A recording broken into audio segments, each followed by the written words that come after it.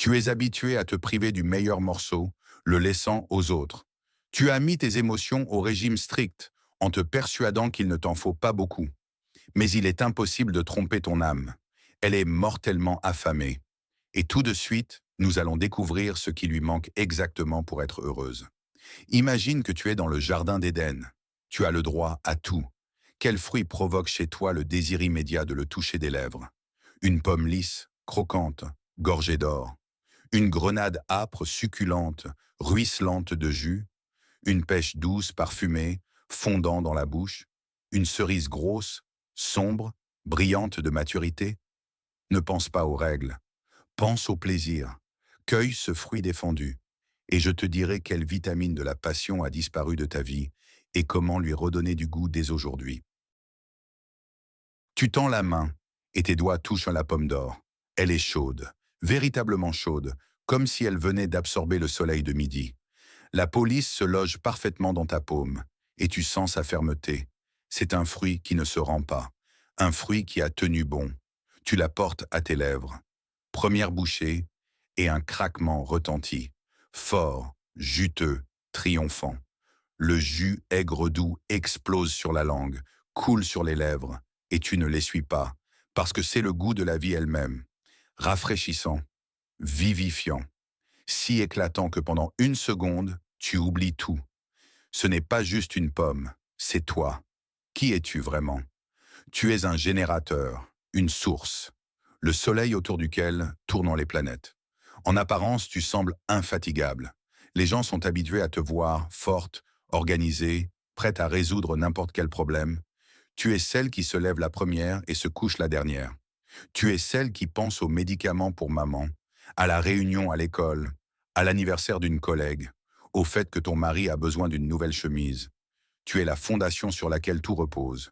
Les gens se nourrissent de toi. Ils viennent à toi déchargés et repartent pleins de force. Tu donnes ton énergie si généreusement, comme si elle était infinie, comme si à l'intérieur de toi se trouvait un réacteur nucléaire qui ne refroidit jamais. Tu es de celles qui nourrissent les autres en restant affamées. Mais je connais ton secret, ton ombre. Tu es mortellement fatigué. Cette fatigue n'est pas de celle qui se soigne par des vacances. Elle est plus profonde.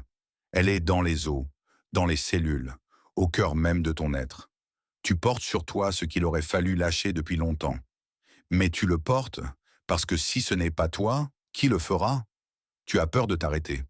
Pas parce que tu es paresseuse, mais parce que tu sais, dès que tu te figeras, tout commencera à s'effondrer.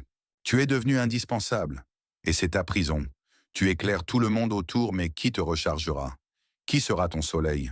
Tu t'interdis d'être malade. Quand ton corps chuchote « arrête-toi », tu lui réponds plus tard. Quand il crie, tu étouffes le cri avec des comprimés et tu continues de courir. Parce que s'arrêter signifie admettre que tu n'es pas toute puissante, et tu as tellement peur de cet aveu. Quelque part au fond, vit une peur que tu ne regardes pas en face. La peur de la vieillesse, la peur de l'infirmité, la peur de ce jour où tu ne pourras plus être utile. Et alors, te semble-t-il, on cessera de t'aimer. Mais c'est un mensonge. C'est le mensonge le plus cruel que tu te racontes. Ton don, tu sens la maladie de tes proches avant même les premiers symptômes. Tu appelles maman exactement au moment où elle ne va pas bien. Tu te réveilles au milieu de la nuit une seconde avant que l'enfant ne pleure. Tu sais que ton mari tombe malade rien qu'à un regard sur son visage. Tu es une diagnosticienne née. Ton corps est réglé sur la fréquence de ceux que tu aimes. Tu scannes leur état constamment, automatiquement, sans y penser. Mais quand il s'agit de toi-même, tu es aveugle. Tu n'entends pas tes propres signaux. Tu as désappris à te sentir. Ta véritable faim. Ton âme n'a pas choisi la pomme d'or par hasard. Ce n'est pas juste un fruit.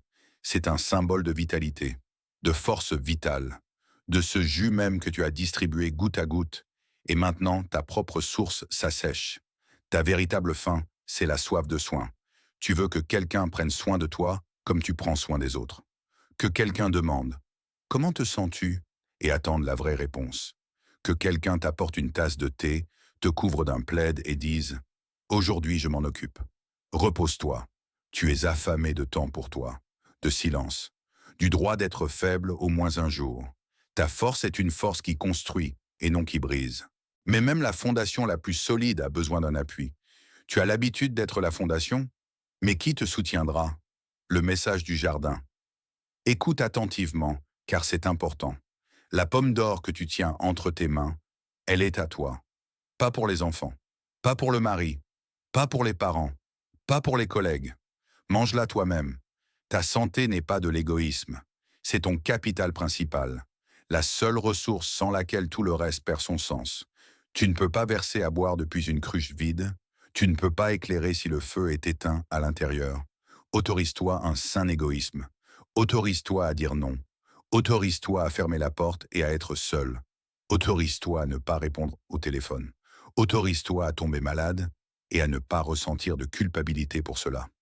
Tu es digne de soins, non pas parce que tu es utile. Tu es digne de soins simplement parce que tu es. Si la pomme d'or est ton choix, écris dans les commentaires « Je choisis la vie ». Ces mots seront ton premier pas pour remplir ton corps de l'énergie que tu as si longtemps donnée aux autres. Tu tends la main et tes doigts se referment autour de la grenade. Elle est lourde, véritablement lourde, comme si tu tenais une petite planète dans ta paume. Une peau dense couleur de sang séché et à travers une fissure suinte, un jus bordeaux épais, lent, visqueux, précieux. Tu la portes à tes lèvres. Le premier grain éclate sur la langue et tu sens ce goût. Âpre, astringent. Il explose en bouche en une centaine de nuances. Douceur, acidité, amertume et quelque chose d'autre. Ancien, presque primitif. C'est le goût d'un vin vieilli pendant des siècles. Le goût du sang même de la terre. Le jus coule sur tes doigts et tu ne l'essuies pas. Tu regardes ces gouttes de rubis et tu ressens une étrange reconnaissance. Ce n'est pas juste une grenade, c'est toi. Qui es-tu vraiment? Tu es la maîtresse, la matriarche, la femme structure. Tu es de celle qui apprécie l'essence, pas l'emballage. On ne te trompe pas avec un beau paquet. Tu distingues infailliblement le vrai du faux, la qualité de la camelote, l'or de la dorure. Ce n'est pas du snobisme, c'est une sagesse, absorbée avec le lait maternel ou acquise à la sueur de ton front. Tu sais accumuler et conserver. Entre tes mains, l'argent ne file pas entre les doigts, il travaille, grandit, se transforme en fondation.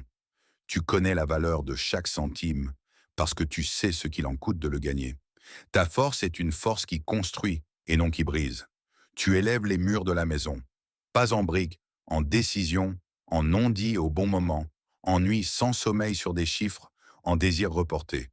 Tu construis une forteresse pour ceux que tu aimes, et ils ne se doutent même pas à quel prix. Ton ombre. Tu vis avec une peur de fond qui ne se tait jamais. Il n'y en aura pas assez pour tout le monde. Ce chuchotement te poursuit depuis l'enfance. Peut-être as-tu grandi dans une famille où l'on économisait sur tout. Peut-être as-tu vu un jour le bien-être s'effondrer et tu as juré que cela ne t'arriverait pas. Ou peut-être cette peur t'a-t-elle été transmise en héritage, imprimée dans l'ADN par des générations de femmes qui survivaient. Tu as l'habitude d'économiser sur toi pour l'avenir des enfants. Une nouvelle robe? Ça attendra. Une crème chère? Je m'en passerai. Le voyage dont je rêvais? Mieux vaut mettre cet argent de côté. Pour les jours difficiles. Pour les études. Au cas où. Tu portes sur toi ce qu'il aurait fallu lâcher depuis longtemps. Ce poids de la responsabilité du monde matériel de la famille, il pèse sur tes épaules chaque jour. Tu comptes, tu planifies, tu contrôles. Tu sais combien coûte l'électricité, le lait, l'essence. Tu te souviens de chaque dette et de chaque échéance. Et parfois, cela t'étouffe. Tu as l'habitude d'être la fondation. Mais qui te soutiendra? Qui dira « Ne t'inquiète pas, je m'en occupe » Qui te permettra, ne serait-ce qu'un jour, d'arrêter de compter? Ton don. Tu as un flair particulier. Tu sens le profit avec ta peau. Tu vois le potentiel là où les autres passent, sans s'arrêter. L'appartement abandonné qui vaudra le triple dans 5 ans. La personne en qui il faut investir. Le moment où il faut acheter et le moment où il faut vendre. Ton nez pour la qualité est un don. Tu peux entrer dans un magasin et choisir infailliblement la seule chose valable parmi 100 babioles. Tu touches le tissu et tu sais combien de temps il vivra. Tu regardes la couture et tu vois si c'est du travail bâclé ou de la maîtrise. Les gens viennent te demander conseil. Quoi acheter, où investir, à qui faire confiance. Et tu leur donnes des réponses, parce que tu sais. Mais quand il s'agit de toi-même, tu choisis le raisonnable, le pratique, ce qui durera longtemps. Et cette robe qui t'a coupé le souffle reste pendue dans le magasin d'un autre. Ta véritable faim. Ton âme n'a pas choisi la grenade par hasard. Ce fruit est le symbole de l'abondance, de la plénitude, de la richesse qui déborde. Regarde-le. Il éclate littéralement de grains, ruisselle de jus, ne peut contenir sa propre richesse. Ta véritable faim, c'est la soif de luxe. Pas le luxe ostentatoire, pas pour la frime, mais celui qui est pour soi. Tu rêves du jour où tu pourras entrer dans un magasin sans regarder l'étiquette, où tu pourras choisir simplement parce que ça te plaît et non parce que c'est raisonnable. Tu es affamé de la sensation de la coupe pleine. Tu veux détendre ces épaules qui sont si fatiguées de porter. Tu veux expirer et sentir, ça suffit. Il y en a assez pour tout, et pour tous. Tu es de celles qui nourrissent les autres en restant affamées. Mais ta grenade a mûri, et elle t'attend. Le message du jardin. Écoute attentivement, car c'est important. Tu mérites ce qu'il y a de plus cher. Pas quand tu l'auras gagné. Pas quand les enfants auront grandi. Pas quand tu auras économisé assez. Maintenant. Tu te souviens de ce service qui est dans le placard et attend une occasion spéciale? Sors-le aujourd'hui. Verse ton café du matin dans cette tasse. L'occasion spéciale, c'est toi, vivante. Ici, aujourd'hui. Arrête de remettre la vie à plus tard. Plus tard est un piège. Il n'arrive jamais. Il n'y a que maintenant. Et tu mérites de boire dans une belle tasse maintenant. De porter de la belle lingerie maintenant. De manger dans une belle assiette maintenant. L'abondance n'est pas une somme sur un compte. C'est une permission que tu te donnes. Donne-la. Si la grenade est ton choix, écris dans les commentaires. J'accepte l'abondance. Ces mots seront ta clé ouvrant la porte vers cette plénitude de vie que tu as si longtemps remise à demain. Tu tends la main et tes doigts touchent la pêche. Elle est douce, impossiblement, impardonnablement douce. La peau veloutée est couverte d'un duvet très tendre et tu ressens un désir fou de presser ta joue contre elle. Elle est un peu tiède du soleil, une goutte de rosée tremble sur son flanc et le parfum, parfum de miel, d'été et de quelque chose d'oublié, quelque chose de l'enfance. Tu la portes à tes lèvres. Première bouchée et la chair fond dans la bouche. Elle ne résiste pas, ne croque pas, elle se rend. Un nectar de miel sucré coule sur la langue, sur les lèvres, sur le menton. Cette douceur n'est pas écœurante, pas étouffante. Elle est exactement comme il faut, comme une étreinte, comme les mots qui te manquent tant, et à l'intérieur quelque chose se serre. Ce n'est pas juste une pêche, c'est toi. Qui es-tu vraiment? Tu es une personne à la peau fine, une empâte, un être créé pour l'amour et la beauté. Ton super pouvoir est la douceur qui vainc la pierre. Tu es celle près de qui les gens se mettent soudain à pleurer, alors qu'ils ne le prévoyaient pas. Tu es celle à qui on raconte des secrets dès la première rencontre.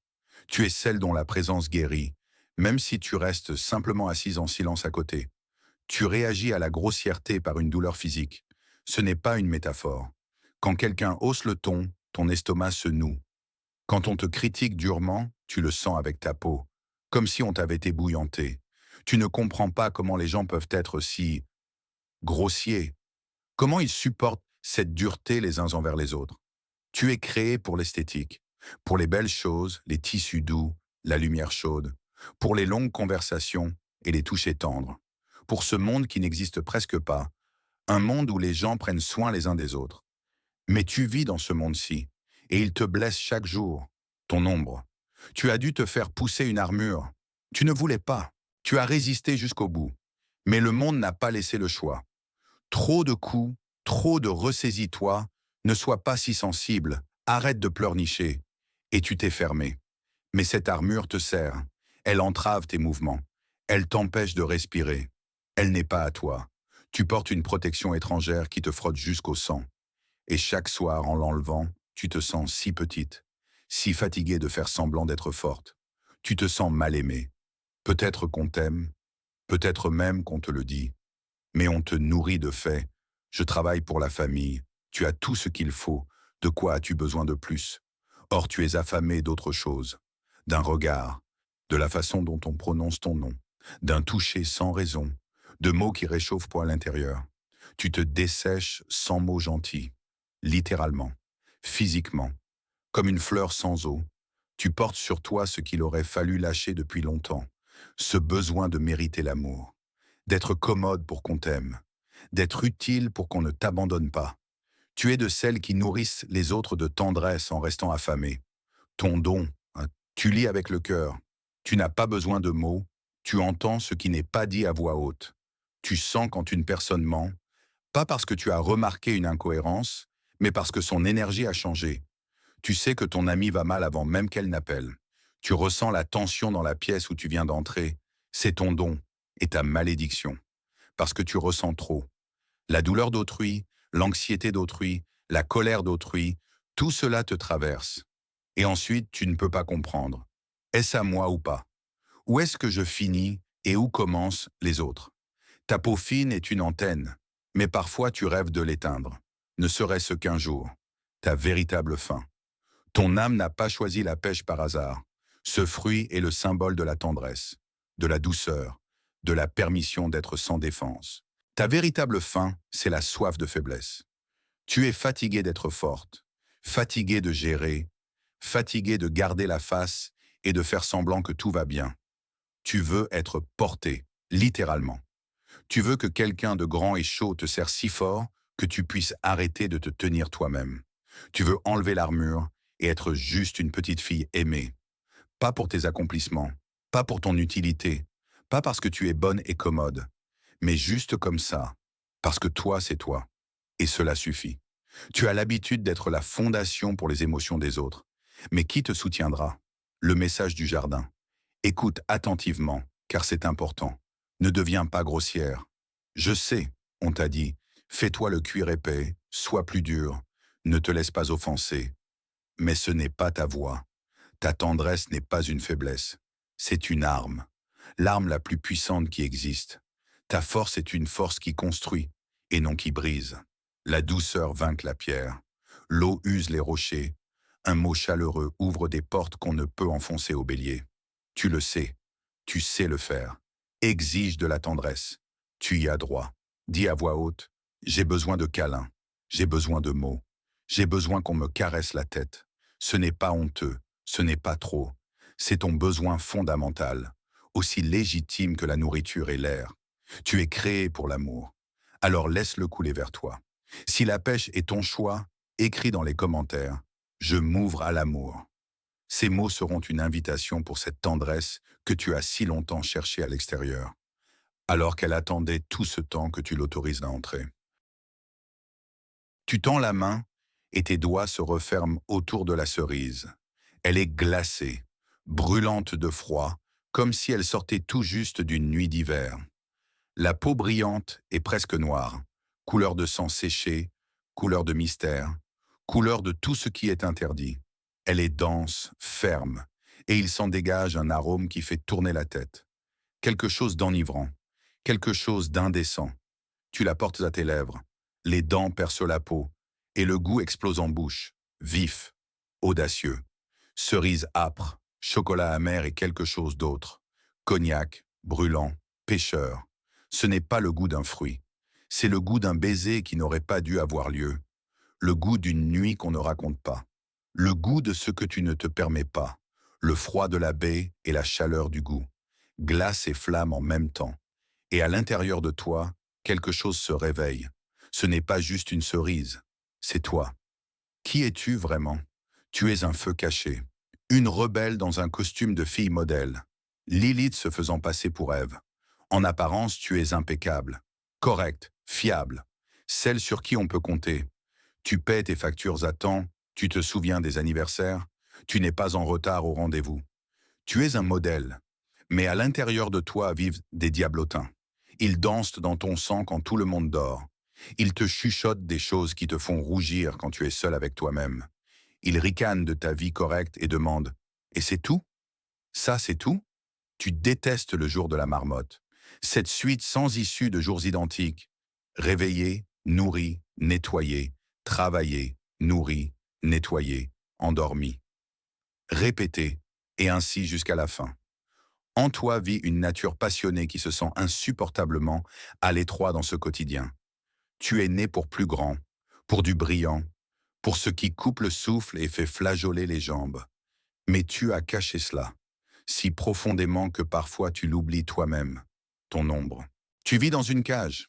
Les barreaux de cette cage sont invisibles. Ils sont faits de il faut, c'est l'usage. Que diront les gens? Je suis mère, je suis épouse, je suis une adulte. Tu as tressé cette cage toi-même, barreau après barreau, année après année. Et maintenant tu es assise à l'intérieur, regardant le ciel à travers la grille. Ta vie est devenue fade. Nourriture sans goût. Sexe sur planning, ou pas du tout.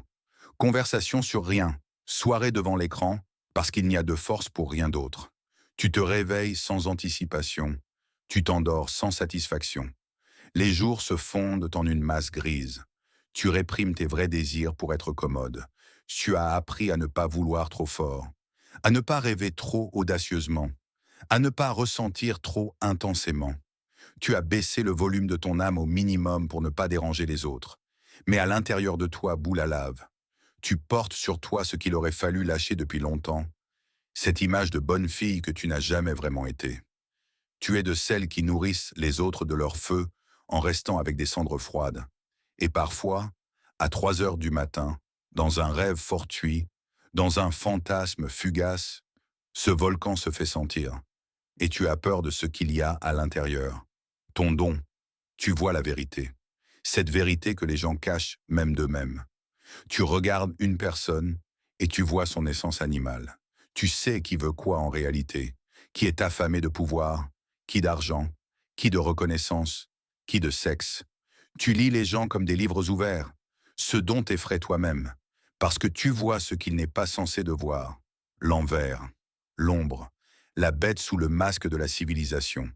Tu sais pourquoi ton ami trompe vraiment son mari. Tu vois pourquoi ton collègue aide vraiment le chef. Tu sens la fausseté derrière le sourire gentil. Mais tu te tais, parce que si tu le dis à voix haute, on te traitera de folle, de méchante, d'envieuse. C'est plus simple de faire semblant de ne pas remarquer. Ta véritable faim. Ton âme n'a pas choisi la cerise noire par hasard. Ce fruit est le symbole de la passion, de l'interdit, de ce on ne peut pas qui attire plus fort que n'importe quel on peut. Ta véritable faim, c'est la soif d'adrénaline. Tu as besoin de feu, d'explosion, de quelque chose qui fera battre ton cœur comme s'il voulait s'échapper. Peut-être est-ce une romance secrète, pas forcément une trahison, mais un flirt, un jeu, la sensation qu'on te désire. Peut-être est-ce une explosion créative, un projet qui t'absorbera entièrement. Peut-être est-ce une aventure folle, partir seule, faire ce que tu n'aurais jamais osé. Tu veux te sentir à nouveau femme désirée. Pas la fonction mère, pas la fonction épouse, pas la fonction employée, mais une femme dont le regard fait perdre le fil aux hommes. Une femme qui entre dans une pièce et l'air change. Tu as l'habitude d'être la fondation, mais qui allumera ton feu? Le message du jardin. Écoute attentivement, car c'est important. Laisse ton démon sortir se promener. Pas pour toujours, pas pour tout détruire autour, mais donne-lui de l'air. Donne-lui au moins une fente dans cette cage. Sinon, il la fera exploser de l'intérieur. Et c'est là qu'il y aura de vraies destructions. Ta force est une force qui construit et non qui brise. Mais on ne peut pas garder le feu en soi éternellement. Fais ce que tu voulais depuis longtemps. Cette folie que tu remettais à plus tard, cet appel, ce pas, cet acte. Ta passion n'est pas un péché, c'est du carburant. Sans lui, tu t'éteins, tu te transformes en cendre, tu deviens l'ombre de toi-même. Tu as le droit de brûler. Si la cerise noire est ton choix, écris dans les commentaires « Je m'autorise la passion ». Ces mots seront l'étincelle qui rallumera la flamme dans tes yeux. Cette même flamme que tu as si soigneusement éteinte toutes ces années. Tu viens de goûter à ton rêve. Ferme les yeux et souviens-toi de cette sensation. Le jus sur les lèvres, l'arôme qui fait tourner la tête.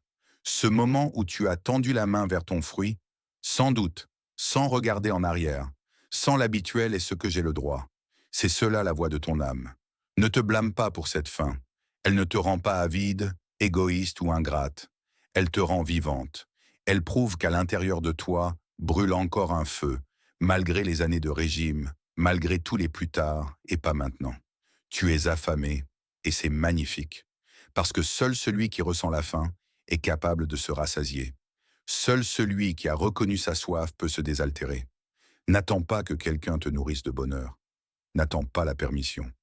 N'attends pas l'occasion spéciale, le moment idéal, un signe d'en haut. Le jardin d'abondance est toujours ouvert pour toi. Il attend. Ses fruits mûrissent pour toi en ce moment même, juteux, âpres, sucrés, glacés, n'importe lesquels, pour tous les goûts, pour toutes les fins. Tu n'as qu'à tendre la main. Pour que l'univers dresse pour toi la table de l'abondance dans les prochaines 24 heures, écris tout de suite dans les commentaires.